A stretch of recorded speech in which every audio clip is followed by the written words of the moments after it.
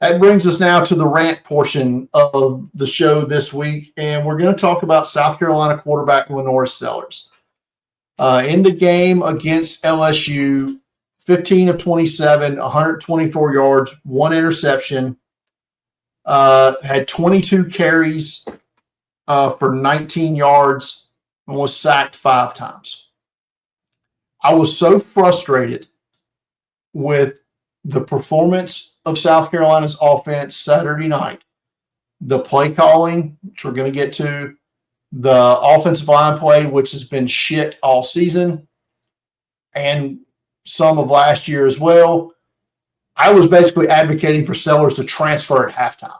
The dude was beat to death that entire game, and for much of this season, if we're going to be honest.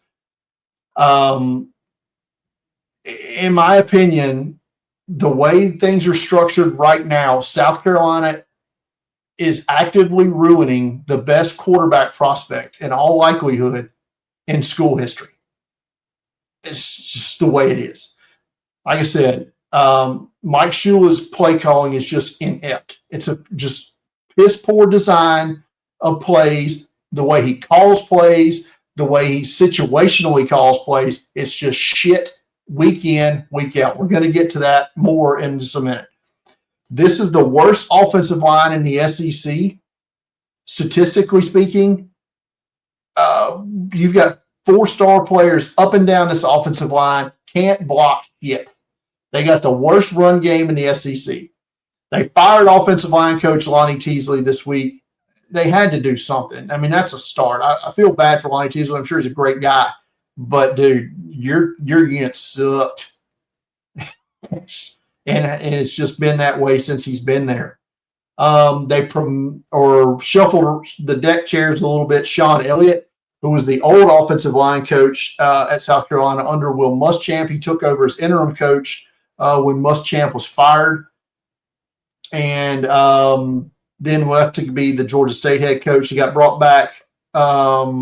I think it was this year he got brought back as the tight ends coach for Beamer and run game coordinator. Now he's the offensive line coach and run game coordinator. He's a bit more of a hands-on, intense coach, to say the least. We'll see if that helps. I don't know. They're going to need it this week. They play Oklahoma, who has a great defense. Brent Venables, great defensive play caller. So, like I said, they're going to need it. But, man, it's just tough to watch. LaNorris Sellers, play after play, have to put on the cape, and just to turn a 10-yard loss into a 1-yard gain. It's completely ridiculous. Cole Kubelik, who was a sideline reporter for the SEC Network Saturday night calling the game, had this stat, which I just think is amazing to me. LaNorris Sellers finished the game, I mentioned, 19 yards rushing on 22 attempts. Per Teamworks, which I guess is a GPS tracking thing or whatever, his total distance traveled during the game, running around, scrambling, trying to do anything, he traveled during the game 894 yards, despite only having 19 yards rush. You realize how friggin' hard that is to do? It's just awful. And more offensive line ineptitude. LSU last week, amongst all defenses in the FBS last week, pressure rate without blitzing. So they're just sending the standard guys, 4 guys after South Carolina. Without blitzing, they got pressure on South Carolina 72% of the time. 72% of the time without blitzing. Horrible. Those stats. Liberty, by the way, was second this week with 51.9%. So they was a clean 20% better than the number 2 team without blitzing. That's per True Media and PFF with those stats. You want some more numbers? Let's give you some more numbers to tell you how shitty Mike Shula is as offensive coordinator. And we should have knew this, folks. We should have. His literally only reason he's promoted is because he was the offensive coordinator for Cam Newton in Carolina. So all of a sudden, that's why you make him the offensive coordinator for LaNorris Sellers, I guess. I don't know. He was an analyst, last year on South Carolina staff. He single-handedly killed the Alabama program in the mid-2000s as the head coach. So, yeah, let's make that guy, put that guy in charge of a, once-in-a-lifetime prospect at quarterback for your school. But these are the 7 games where Mike Shula has been the offensive coordinator for South Carolina. Started with the bowl game last year against Illinois. South Carolina's offense, 390 total yards, 17 points. Loss. Against Virginia Tech to open the season, they had 328 total yards. The offense scored 17 points. They allowed 4 sacks. Virginia Tech notably dominated in the FBS this year, right?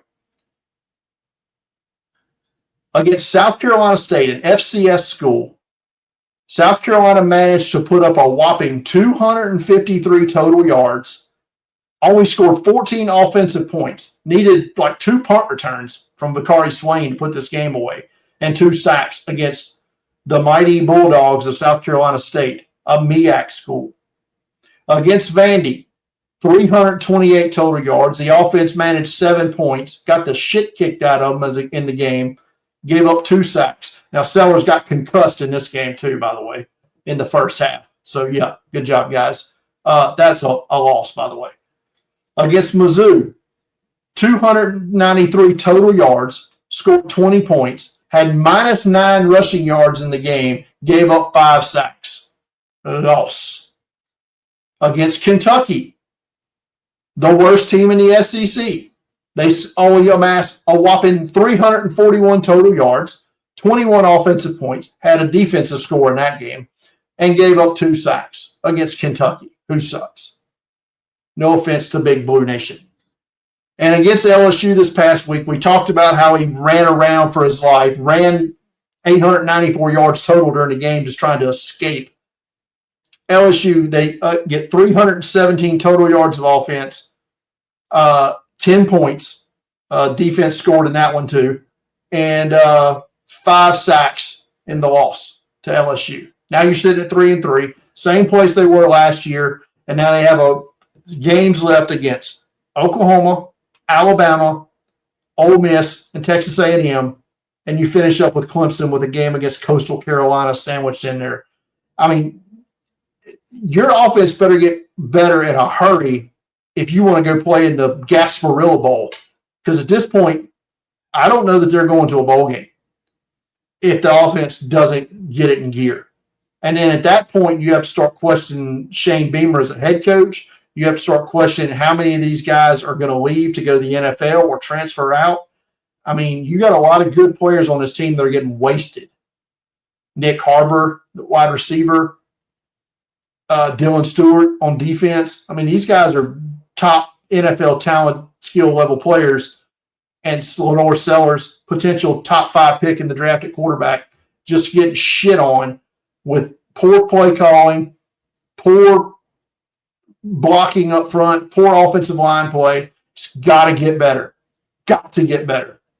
It makes me sad. But anyway, that's the rant for this week.